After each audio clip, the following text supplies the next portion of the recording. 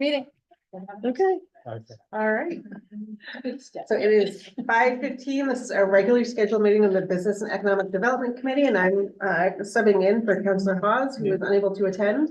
And around the table, we have committee members, Leonard, Tremble, and Fish, right? Right. Yes. And then we also have council members, Fournier, Yahubaga, Dean, and Dean, sorry. And we'll start with Anne Creed. Yeah, thank you so much. The first item on the agenda is a land development code amendment proposal to increase the height limits in some residential districts, and Anya Colette, our planning officer, is here. So this proposal, as I went over in the memo, is really looking at our MNSD multifamily service and USD urban service districts to increase the height to 60 feet, mainly in MNSD, just on major and minor arterial streets. But in USD, it would be just generally for that zone because that zone is already on primarily arterial streets. And a lot of the areas of USD are also already next to these parts of MNSD would be increasing the height in. And the purpose of this would really be to add flexibility for projects where they are, putting in multifamily dwellings or mixed commercial residential projects where they need that extra height so they can add in those additional units. The other part of this would also be to exempt mechanical equipment and rooftop solar arrays from the height limit. It just made sense to do that because we don't see that really having an impact on surrounding buildings. And that can also help with some certain affordable housing projects as well, where they do want to add rooftop solar and things of that nature. And I think that was all I had, so I'm open to any questions. Councillor Tremble? What's it being increased from to what? Oh, right, I'm sorry. It's currently 45 feet in MNSD and it's 30, What's that allow for 3 stories? roughly 4 You stories. can get 4 45 feet, so now you can get 5 5 stories. stories. And with the allowance for the HVAC and solar arrays, is there a requirement for screening for those?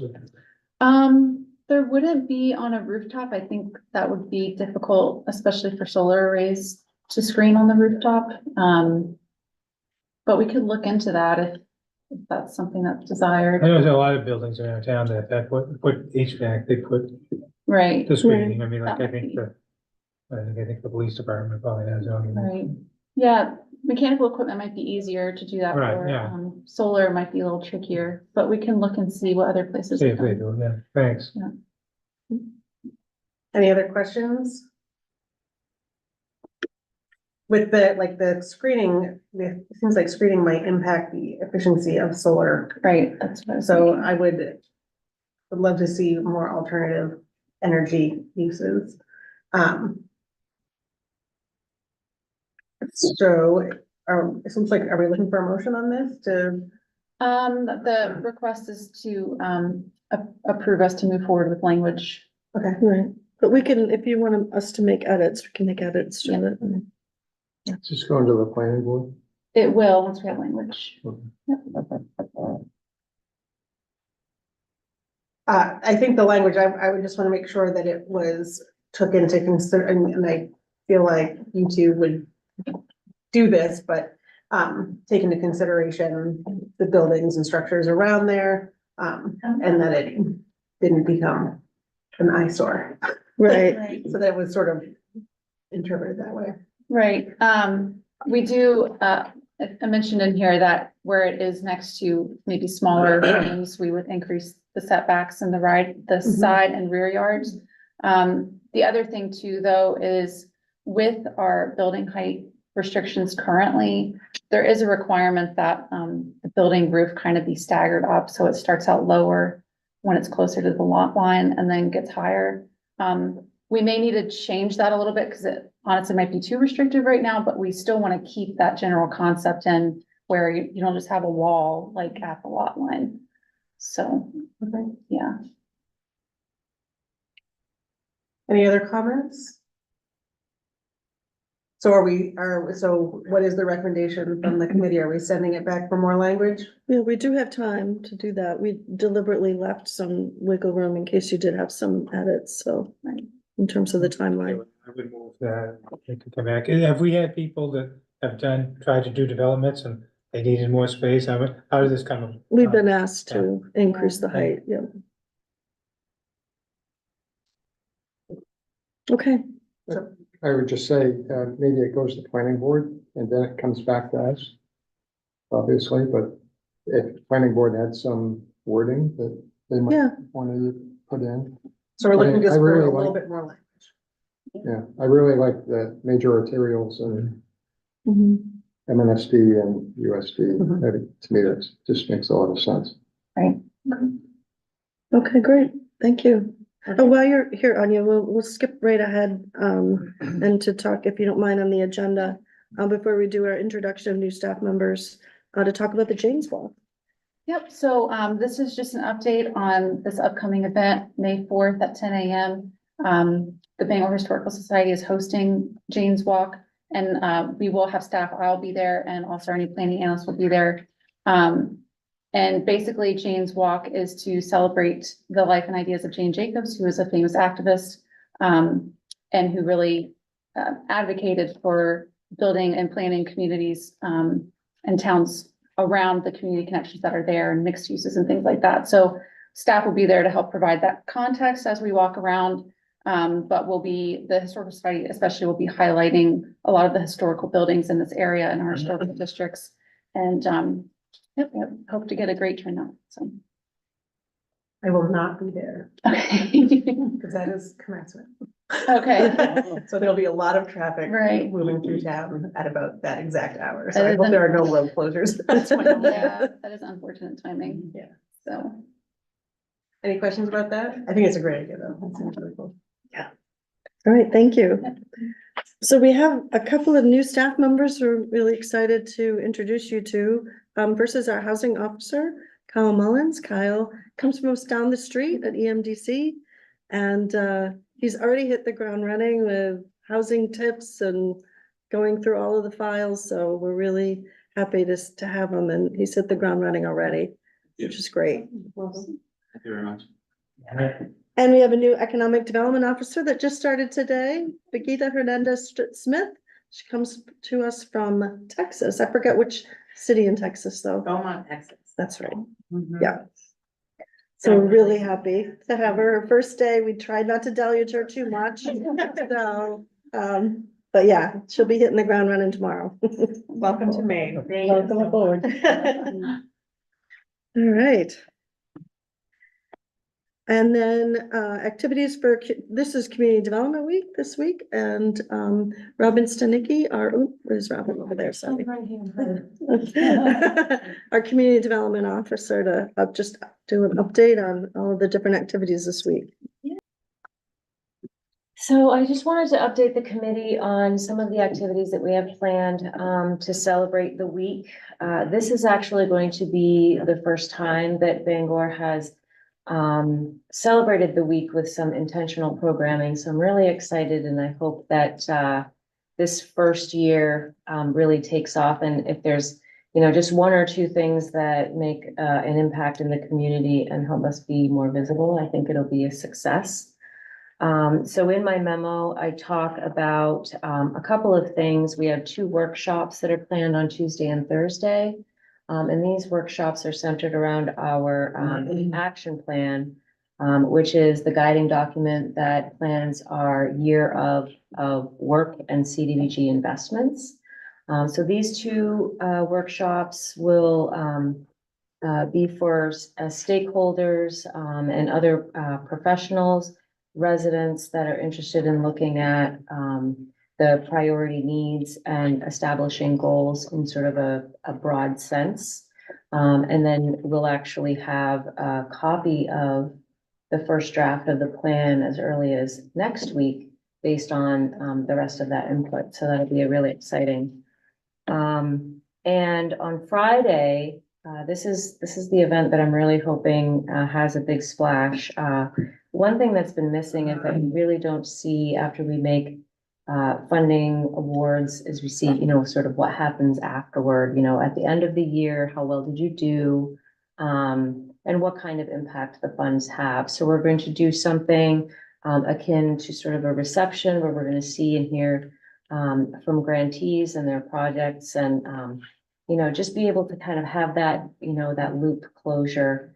And I think that that will be a really great way to bring more awareness to the program and the impacts that it has. So I'm pretty excited about it. And I hope if your schedule allows and you're able to come, I think it'll be really a great thing, weather permitting. I know that right now we're all sort of reeling and saying, can we make our plans work for the week? But I'm looking forward to it as a way to, be engaged in the community and hear, some feedback. So. Councilor Yakabaga? So I have a question, please. So can this be looked at as a way of evaluating the program for the year? I certainly think so. It can give you an impression about different projects that have used the CDBG funds and their efficacy to get those results. Yeah, we always talk about evaluation. I remember in the last couple of years, and I wonder about this specific program because we know the huge impact, positive huge impact it has on individuals in the community. I wonder if there is a certain evaluation process for this program? There is, and so this is a little more casual in nature, but there is a data-driven evaluation process that occurs at the end of September when we release a report about performance, and that digs a little bit more into the project itself. What were we trying to accomplish? Assigns, some qualitative and quantitative data, to be able to say that we met our community-wide goals, through these different activities. So this is a great way to sort of begin to envelop that and make it a little more cohesive. So throughout the year, we can fund projects and we can hear about them sort of anecdotally, and then they'll show up in a report where we can say, in aggregate, we're meeting the goals of our strategies. Yeah, I think it will be useful for the council to see this report. I don't remember we have had the chance to have a look at this report this past September, unless, so we have not. Yeah, Okay. no, yeah, you're gonna be, Our It's changing up how we 2021 do. just was approved. Yes, so we're a little behind and our 2021 was just approved a few weeks ago. And I'm making some changes to the website so that these reports can be more easily searchable. But it is my goal to sort of have that cohesive sort of circular motion so that we can, look back and see the decisions we've made. And Sounds good. Thank you. Councilor Do we have a date for those? Did you say the date or I didn't see it on the Tuesday and Thursday for the workshop? And yes, so it's tomorrow, the 2nd, and then April the 4th. The Thursday event, I think we have a Zoom link for both of these already. So weather dependent, I think we might just pivot and have it exclusively on Zoom. But the registration link allows someone to designate whether they will come in person or if it's easier for them to join by Zoom. So I think we were planning on making that weather related call tomorrow.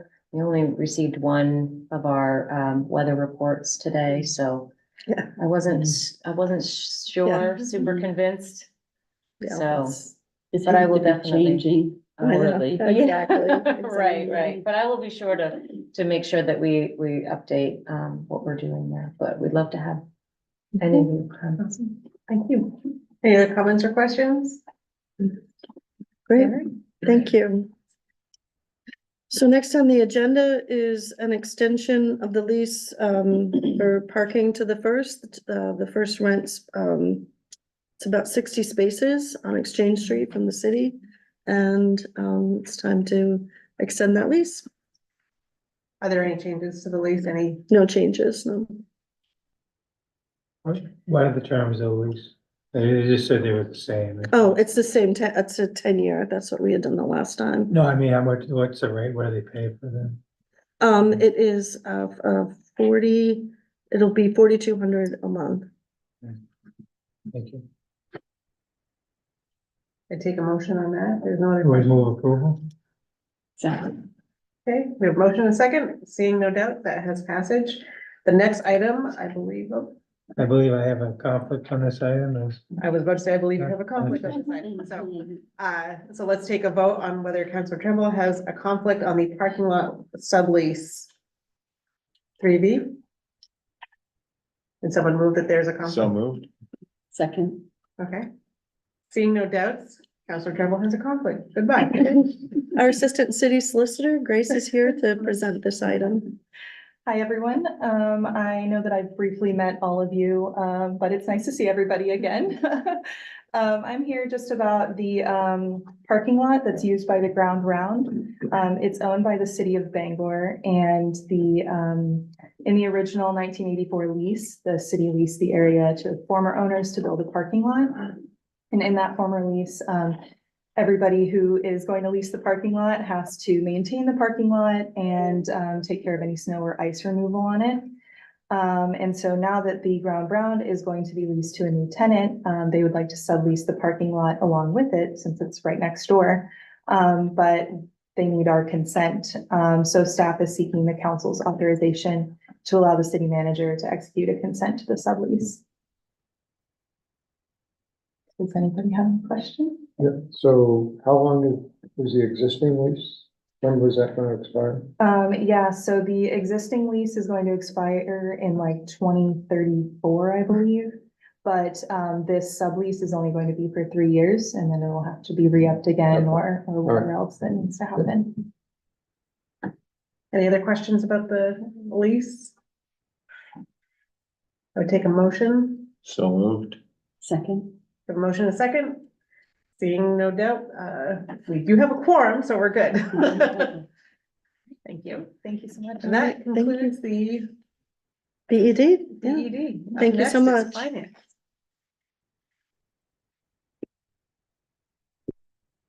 Were you listening? No. Leave meeting.